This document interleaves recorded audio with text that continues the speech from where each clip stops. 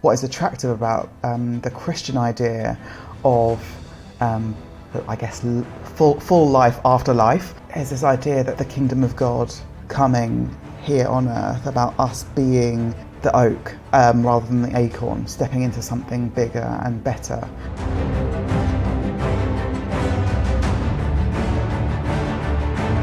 Hi, I'm Glenn from Speak Life. We like to see all things through the lens of Jesus. We're in a series called The Way Back. Is there a way back to Christian faith in our post-Christian moment? We certainly think so. And one topic that would be great to delve into is the topic of death, dying, and the afterlife. And somebody who's done a lot of thinking about this recently and has just released a study on death, dying, and the afterlife is Chine McDonald. She is the director of the Theos Think Tank. Thank you, Chine, very much for joining us. Good to be here. Yeah, tell us, who is Theos? So Theos is, in short, a religion and society think tank. And in essence, we exist to tell a better story about Christianity in public life. We want to offer counter stories that say that religion and Christianity shouldn't be part of public conversations, and actually suggest that Christian traditions and religious traditions in general can offer some wisdom for life's biggest questions. Great. And I wanted to get you on because recently you've released a study called Ashes to Ashes, Beliefs, Practices and Trends in Dying, Death and the Afterlife. And that's a subject that I've been fascinated by very much since we interviewed Father John Bear, an Orthodox theologian, on our series Reset a couple of years ago. He said something fascinating to me, that the biggest obstacle, he thinks, in people thinking about God is that nobody sees death or dying anymore. It tends to be the sort of thing that happens out of sight, out of mind. And in a culture that is not facing its own mortality, they're also not facing their limits. They're not also minded to look up. And if you're not flat on your back, quite often you're not minded to look up. So tell us some of the things that this Ashes to Ashes study has uncovered about how people in modern 21st century Britain see death. Yes, so it's absolutely right that we in our society today are not familiar with death. We don't have people dying often in our homes. We don't see people kind of at the ends of their lives. The death process has been increasingly kind of medicalised and also separate from our kind of day-to-day life. And we try to escape it often and not think about it.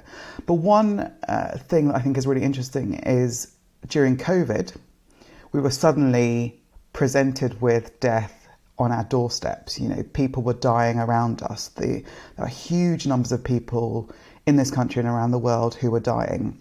So all of a sudden, this escape from death that we thought we had became very inescapable, very kind of in front of our eyes.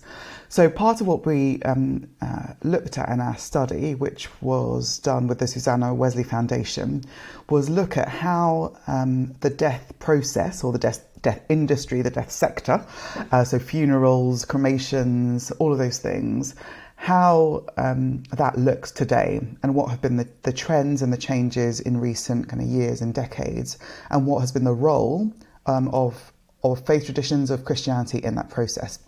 And what we found was that the church and faith traditions in general are playing less and less of a part in kind of the end of life ritual. So funerals, cremations. As society becomes increasingly secularized and as people are less familiar with church, they don't go to church every week, so then why would they necessarily choose to be buried or cremated within a church tradition at the end of their lives? Faith traditions are playing less of a part. So we actually think there's an opportunity for the church in particular to step into a space that it's kind of almost vacated or people aren't seeking out, because actually it is a time where people ask questions about life and about death. What is the meaning? So there's an opportunity for us there. We've also found that kind of traditional funerals are giving way to secular celebrations of life.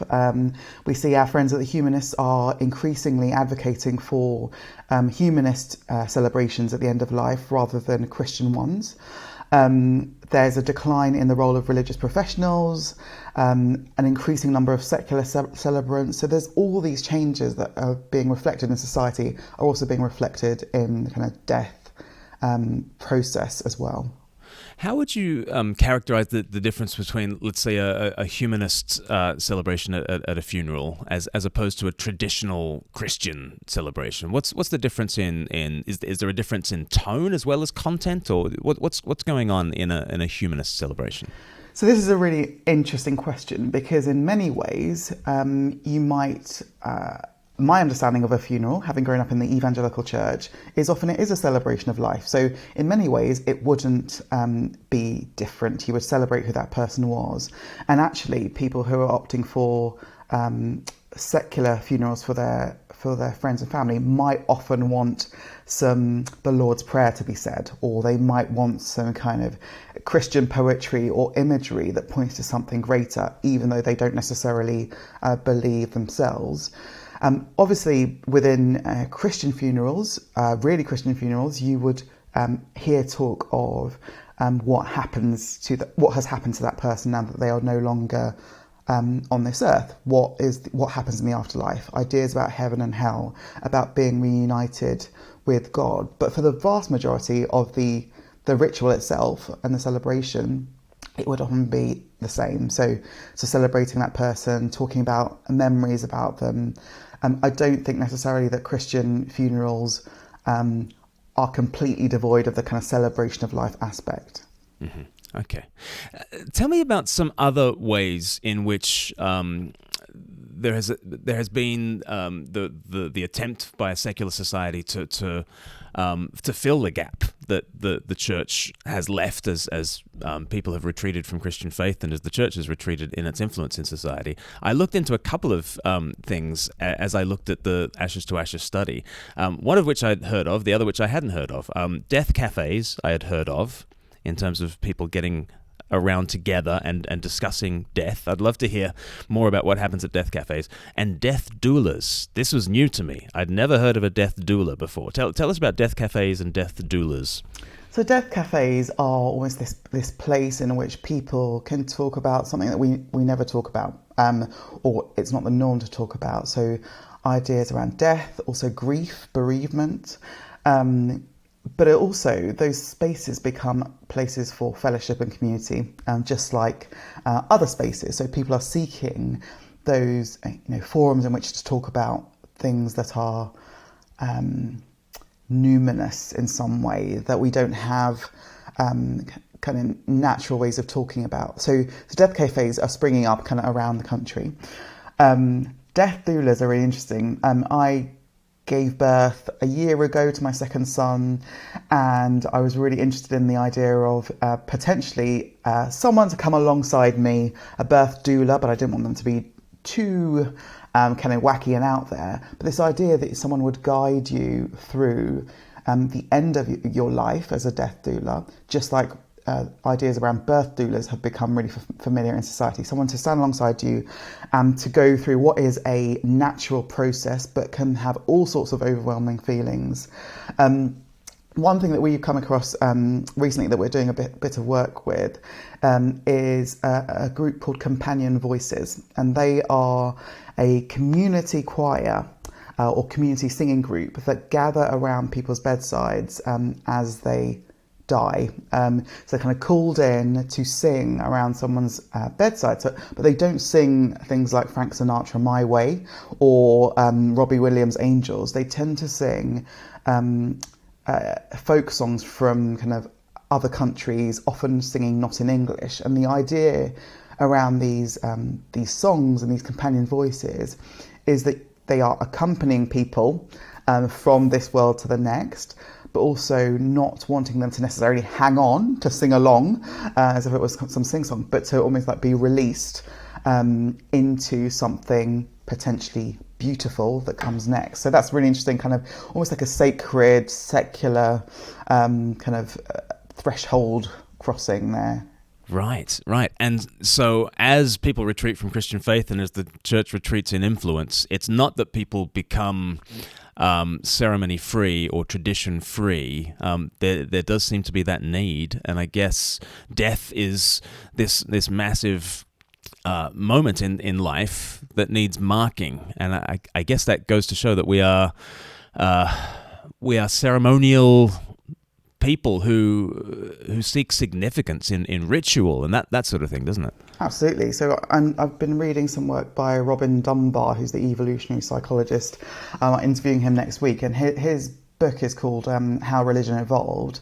And what he and a lot of sociologists and anthropologists of religion would say is that part of what makes religion is the ritual, is this almost kind of filling this gap that humans have, and this need and this longing for marking the rites of passage that take you from one state to another.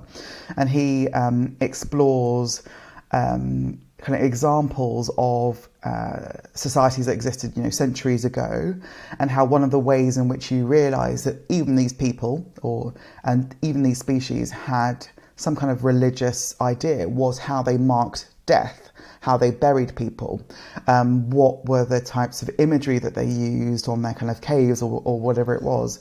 So absolutely, I think that ritual and marking rites of passage is part of what it is for us to be human. And what we lose in an increasingly secular society is often these ideas that it's not just about marking these physical moments, but that there is something else, there's something other, there's something supernatural or spiritual that might happen at those times, and death being one of those things, just like birth is as well. Okay, so we've talked a little bit about some practices. What about beliefs around death, dying, and the afterlife? What has the study uncovered about what people believe about death and what's on the other side? Well, so there was some interesting research actually a couple of weeks ago from King's College London, which found that the UK is among the least likely nation to believe in God. Belief in God has rapidly fallen over the past 30 years. But interestingly, what has persisted is ideas around the afterlife, beliefs about hell and heaven existing. So what does that say to us? Lots of things. We could kind of explore that kind of for hours. But what it says to us is that there is a belief in something else. This idea that surely this can't be it. There must be something better or different that comes after.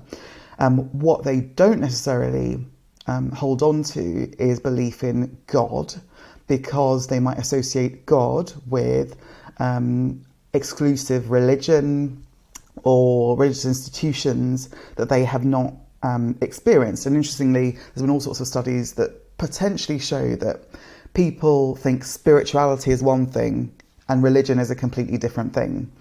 They don't understand Christianity as also talking about the spiritual, about the otherworldly, about the supernatural. So they're ditching belief in God, ditching, affiliation with religious institutions, but ideas about the afterlife, ideas about hell and heaven are holding up. Right. And I wonder, and I'd love to hear what you think about this, I wonder whether that reveals a deficiency both in the secular worldview and in how Christians have presented our message. And with the secular worldview, I guess when you privilege the individual and the individual's choices and experiences, expressive individualism being this kind of key value that we live by, then we find it very difficult to imagine a world without ourselves. If it's about me expressing myself as an individual, then my finitude, my limits, my mortality is just this kind of almighty no against expressive individualism, and we find it very difficult to imagine that our existence won't go on, and I think that might be a limit to the secular kind of worldview. But I guess there's also that challenge to Christians, like, have we been prominent enough in describing the supernatural? Have we been prominent enough in describing a world that is charged with the grandeur of God, as Gerard Manley Hopkins would put it, and that it is not simply it's not simply a religion. It is a spiritual worldview that makes sense of this soul that yearns for so much more. What do you think of my take? Oh, we absolutely have not done a good enough job, because clearly there's a huge amount of misinformation, and that's because of all sorts of reasons. That's because of, I guess, if you look back to the kind of new atheist movement, Richard Dawkins, who said that, religion is this kind of nonsense that has nothing to do with anything that you might think is relevant to your life. It's this completely separate thing. It might be because of narratives in the media that suggest that religion isn't about anything about the human experience. It is about fundamentalism. It's about an exclusive club. It's about following rules. It's about saying yes to this and no to that. And if you look at the coronation, the King's coronation a few weeks ago, all sorts of interesting things were happening there. But what might you, if you are someone who doesn't go to church, understand about what religion is, or what Christianity is, by looking at the King's coronation? For me, as someone who studied theology and is interested in this stuff, I can see the spiritual in the ritual. But if you're watching it cold, what it looks like is reading these words at this point, doing these things, and being quite dry and, I guess, unspiritual. So we've kind of completely failed at presenting God in a way that God is mysterious, is spiritual. And you find in lots of these studies that have been done recently about millennials or Gen Z, who are actually people who are really, really interested in the spiritual, who are really interested in all sorts of kind of religious-ish practices that they might perform at home. They might kind of dip into crystals or sage cleansing, or looking at, I guess, the afterlife. What they don't associate that with is Christianity or religion, because that is something that is completely not part of their experience. So I think it's really important for us to speak into those things, to ask questions of the culture, to invite questions of ourselves and about what we believe, and to present a Christianity that is interesting, exciting. It answers some of these questions about what it is to be human and what human flourishing might look like in a way that's not just about rules. Right. I mean, it's interesting about the coronation. I wonder if we're at a massive disadvantage when it comes to what can be mediated through a screen. I imagine if I was there at Westminster Abbey and I was hearing Zadok the priest be sung as the king was being anointed, I imagine it would be difficult not to have, chills down the spine. And I imagine that kind of immersive communal experience of that ritual was a very different experience if you were there to if you're watching it on a 3x5, screen on your smartphone sort of thing. And I wonder whether in a very digital, very online world, I think there are rituals, and we've already talked about, there is a hunger for ritual, and even if you don't understand the songs that are being sung to you by the community choir at your deathbed, you still want to be immersed in something, but you want to be immersed in something that makes sense in an embodied environment rather than the kind of the digital environment. Is there anything there? Yeah, I think there's, I was thinking when you're talking about the coronation, some people might say that they experience that same kind of chills down their spine at a football match, or, at Wembley or at Old Trafford, because they're surrounded by thousands of people singing the same songs or experiencing the same things. Where I differ from some people who might say that's just what happens when you're in a crowd singing, I think, yes, that's what happens in a crowd when you're singing, because we are not just physical beings. We're not just material.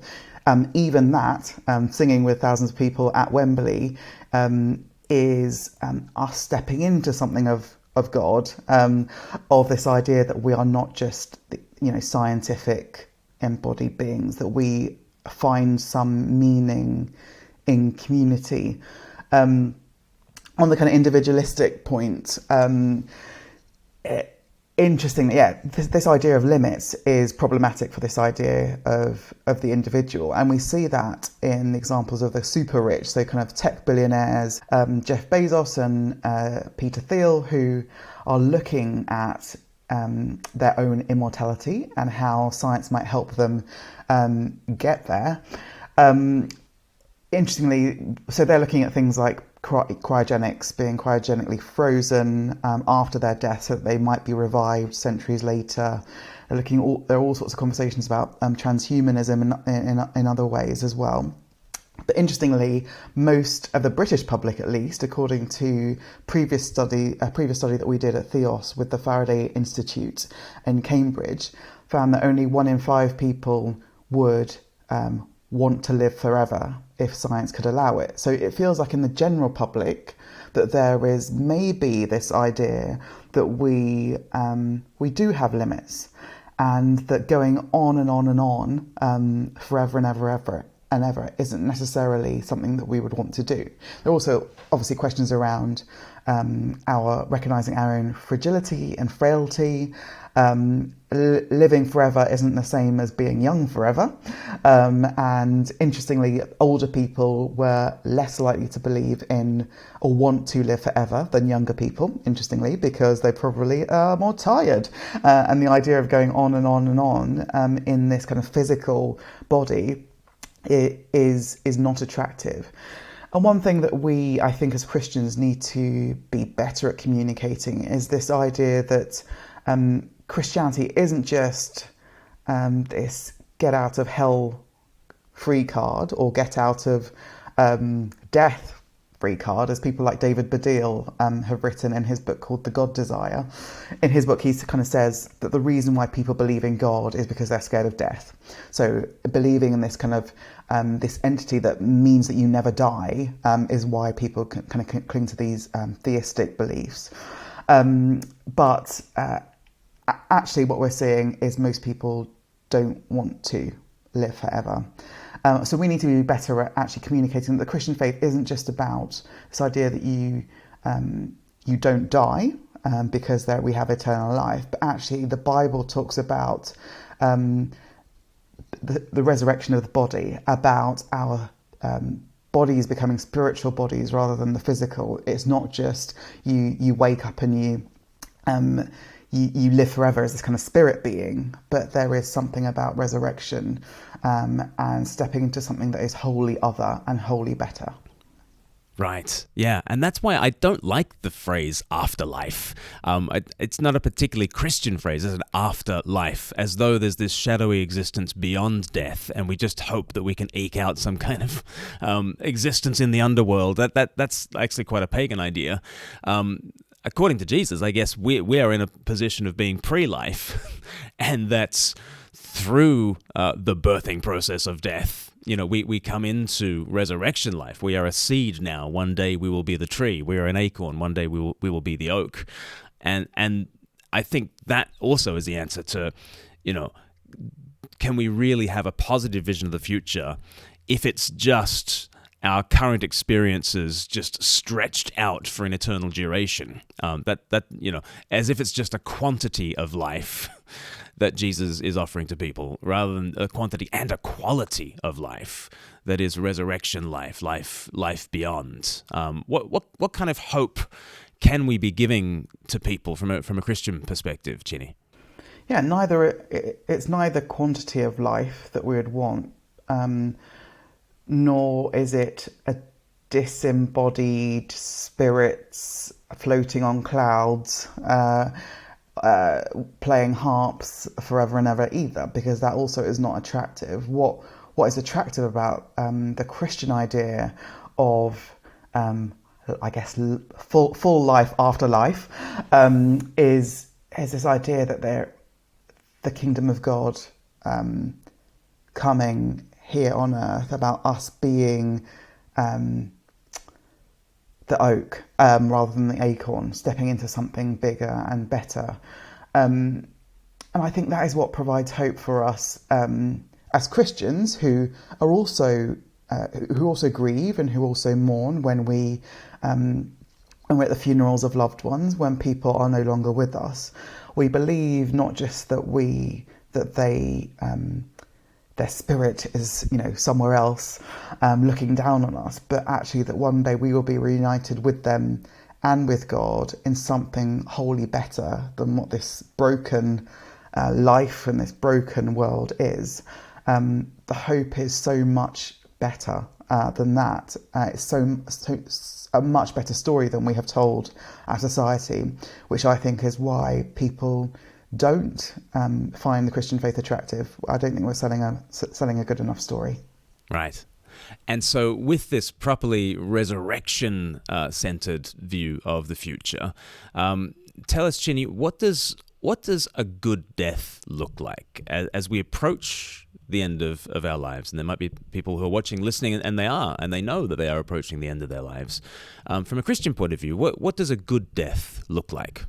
I think there are things that people seek when they kind of think about a good death, and the primary one, as our research has shown, is not wanting to have pain at the end of your life or be in excruciating pain.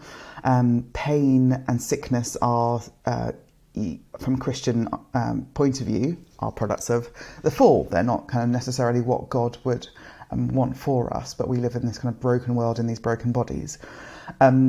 Interestingly, what I think counts as a good death, and our research has shown and other writing has shown, is death in community. It is surrounded by people that you love. It is relationship, a connection with ourselves, our families, the people that we love, but also our communities. What made kind of COVID deaths so difficult was that these deaths often happened with people being completely alone, dying separated from the people that they loved, dying separated from anyone, and there is something really terrible about that.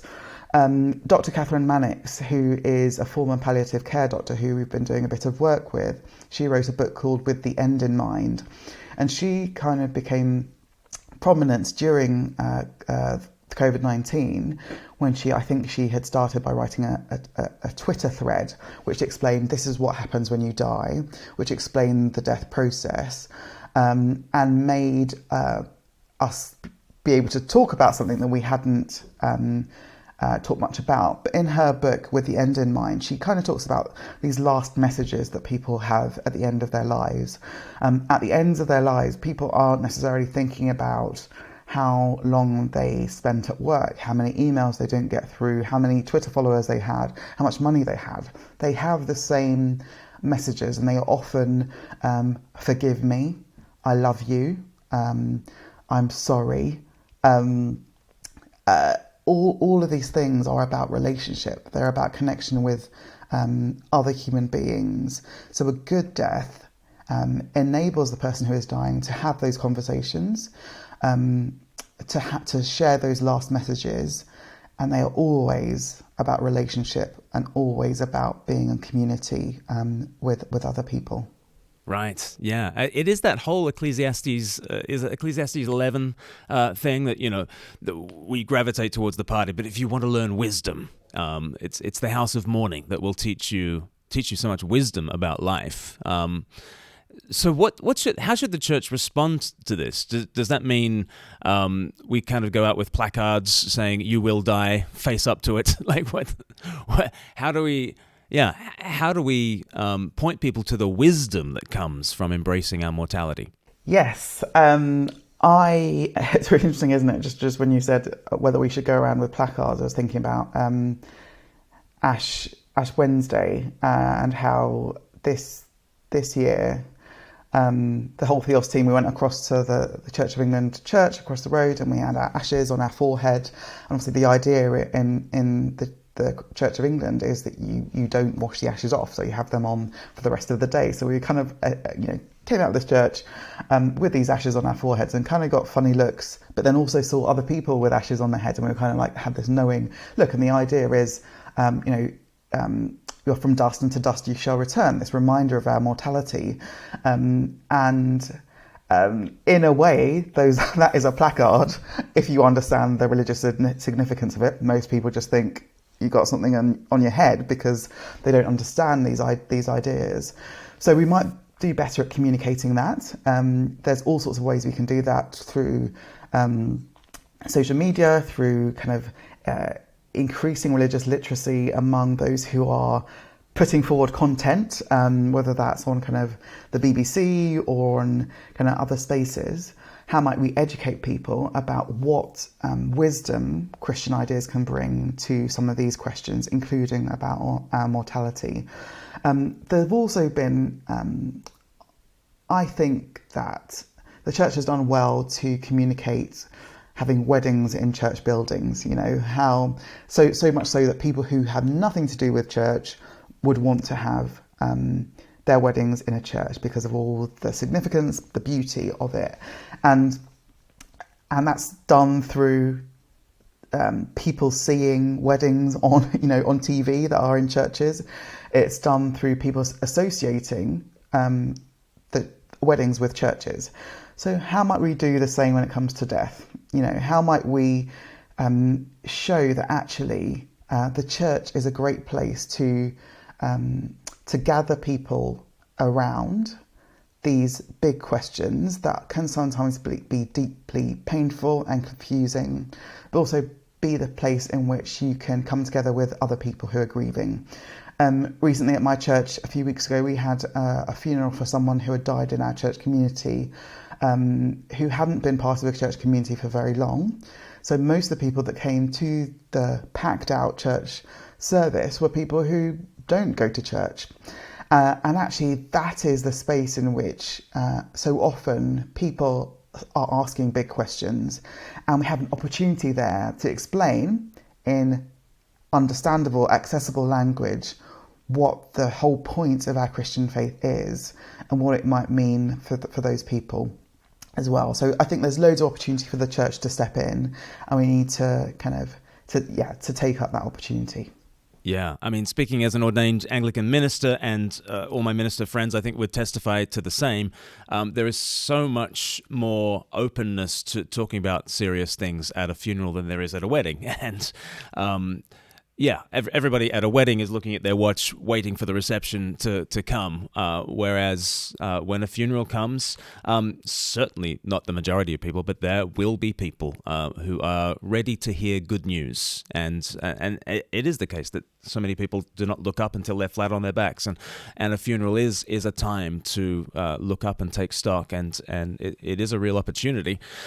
Chine, one thought has occurred to me as we've spoken about good death.